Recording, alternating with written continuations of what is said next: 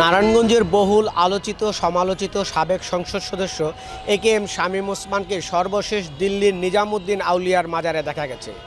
সেই ছবিটি যমুনা টেলিভিশনের মাধ্যমে সারা দেশের মানুষ জানতে পেরেছে। শামীম ওসমানের এই ছবি প্রকাশ্যে আসার পর থেকে চলছে নানা চুলচেরা বিশ্লেষণ। গত 5ই আগস্ট শেখ হাসিনা সরকারের পতনের পর থেকে শামীম ওসমানকে আর প্রকাশ্যে দেখা যায়নি। আত্মগোপনের থেকে এই প্রভাবশালী সংসদ সদস্য কিভাবে দেশ ছেড়ে পালিয়ে গেলেন সে নিয়ে চলছে চুলচেরা বিশ্লেষণ। কেউ বলছেন শামীম ওসমান তার নিজস্ব জাহাজে করে সাতক্ষীরা হয়ে ভারতে প্রবেশ করেছেন, আবার কেউ বলছেন শামীম ওসমান সিলেট দিয়ে সুনামগঞ্জে হয়ে ভারতে প্রবেশ করেছেন। আসলে তিনি কোন দিক থেকে প্রবেশ করেছেন সেই নিয়ে নারায়ণগঞ্জ সহ সারা দেশে চলছে নানা আলোচনা সমালোচনা। সর্বশেষ শামীম ওসমানকে 3 আগস্ট